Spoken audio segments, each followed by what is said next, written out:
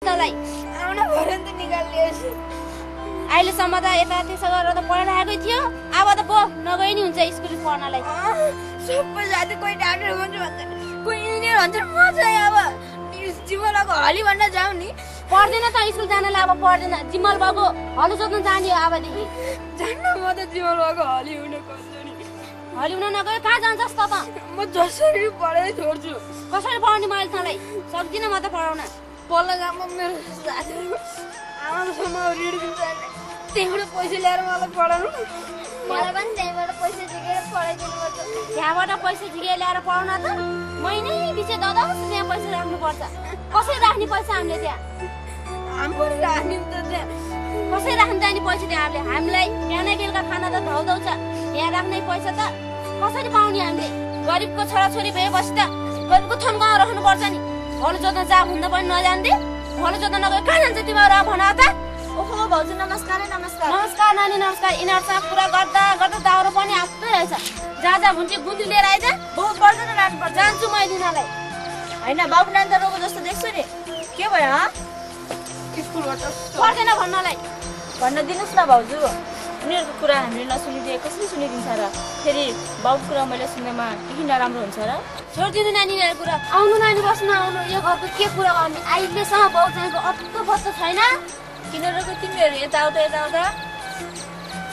ल यिनीहरू त रोइ पो रहेछ, किन रोको? किन हुने नि नानी? त्यही त हो नि गरिबको हालचाल। स्कुल जान पाइन भनेर नानी 1 कक्षादेखि के नानी 5 कक्षासम्म त स्कुलबाटै किताब दिन्थ्यो। कापी चाहिँ मैले यसो त्यसो गरेर पढिराखेकै थियो। अहिले त 5 कक्षाबाट त पहिला भएर के नानी पहिला भन्दो रहेछ नि। अहिले त 6मा गएपछि त किताब नि हामी किन्ने रे भर्ना पनि गर्नुपर्छ अरे नि त। हो त नानी? फेरि स्कुल जाँदा लाउने अर्कै लुगा नानी, ड्रेस रे नानी। कसरी किनिदिन्छ नानी मैले यिनीहरूलाई? आफूसँग पैसा छैन। बाउको चाल त्यही अहिलेसम्म घर आएन नानी। गाई बस्तुको हालत हेर्नु त नानी त्यस्तो छ। छोरी स्कुल जान पाएन भनेर रोइराखे। ल यो पनि रोएको, किन रोएको? हेर्नुहोस् न दिदी, म यत्रो भन भइसकेँ। मलाई आमाले पढ्न जानै दिनुहुन्न। मलाई पनि धेरै पढ्न मन छ। आमाले त छोरीले पढ्न हुन्न भन्नुहुन्छ। तपाईँले पढ्नु भएको होइन दिदी? अलिअलि पढेको छु नानु। देख्नुभयो त आमा, तपाईँले छोरीले पढ्न हुन्न भन्नुभएको होइन? के कमला दिदी छोरी होइन? मलाई पनि कमला दिदी जस्तै पढ्न मन छैन र आमा। यिनीहरू रोइदिए भयो नानी। आफ्नो दुःखको कुरा आफैसँग छ। केटी त रोयो, नानी पनि रुनु भएछ। किन रुनु भएको नानी? दुःखको कथा दुःखीलाई नै थाहा हुन्छ भाउजू। यो सानो नानी रोएको देख्दा मलाई मेरो बाल्यकालको याद आयो भाउजू।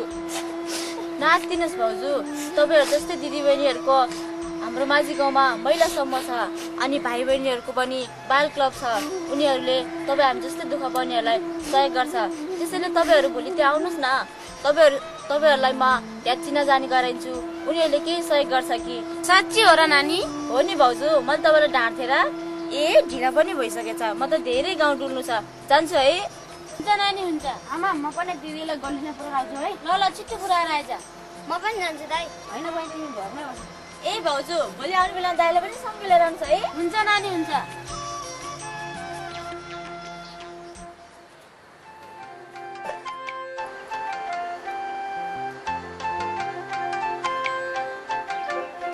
होइन ओइ बुढी, भर्खर पो दाउरा लिएर जान लागिस् त। बल्लै दिवान आउँदैछ है। होइन छोरी पनि रोएको देख्छु। क्यारी सोय तैँले केटीलाई के गर्ने नि? स्कुल जान पाइन भनेर रोको। छोरालाई पनि स्कुलबाट निकालिदिएछ। हुँदै आएको घरमा निकालिदिएछ न अरे स्कुलबाट? अन्त किन निकालेको अरे त? किन हुने नि? भर्ना गरिदिएन, किताब किनिदिएन, अनि स्कुल जान लाउने ड्रेस किनिदिएन भनेर अरे। होइन पोहोर परार त हुँ दिन्थ्यो त किताब, भर्ना पनि गर्न पर्थेन। अब त नदिने रे नि त। 5 कक्षासम्म मात्रै दिने अरे। ओहो, अब क्यारेर पढाउने त यिनीहरूलाई। नपढे पनि हुन्छ यिनीहरू त। पढ्नु पर्छ, दाइ पनि पढ्ने हो, अब त म पनि पढ्ने हो। होइन क्यारेर पढाउने भने? थाहा छ त्यो पारी गाउँको के माझी गाउँको कमला नानी चिन्नु भयो? होइन किन नचिन्ने भने भन्। आज त कमला नानी आउनु भएको थियो नि हाम्रो घरमा। कमला नानी आइथी? त्यहाँ महिला समूह छ रे। हामी जस्तो गरिबहरूलाई सहयोग गर्छन् रे। आउनु भनेको छ। जानियो कि होइन बरु? जानी नि जानी। तँलाई थाहा छ एउटा कुरो? थाहा छैन मलाई त।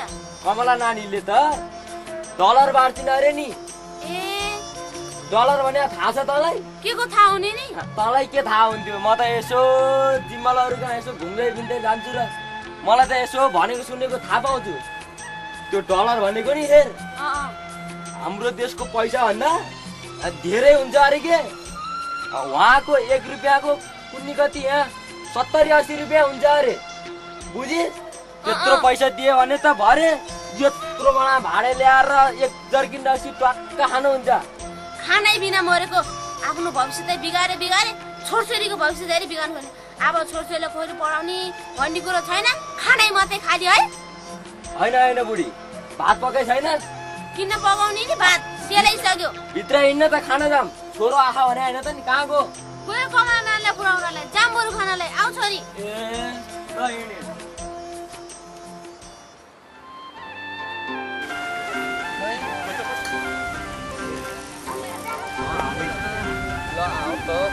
बस्दै गरौँ। तलबाट आउँदै होला नि।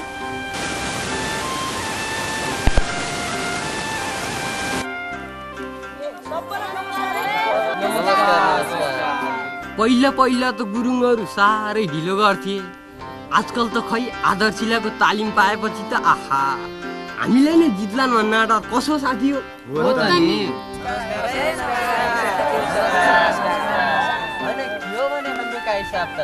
मन्त्री नै आजडी गुटु टुटु धेरै जमातमा आउनुभएको त होइन मास्टर बाबु, पहिला त गाउँघरमा हिँड्ने बेलामा पनि फेरि भाइ र म मात्रै लुरु हिँड्थ्यौँ। आजभोलि त सबै गुटुटुट्ट कति माया गरे कुन्नी हो त नि काजी। पहिला तपाईँले त मलाई खुर्साने भन्नुहुन्थ्यो, अहिले त भाइ भन्नुहुन्थ्यो अघि। ल हामी आउनु पनि मान्छे त सबै आइसक्यौँ। कमला नानी पनि आउनु भएन। झन् उपहार लिने मान्छेको त कुरै नगरौँ।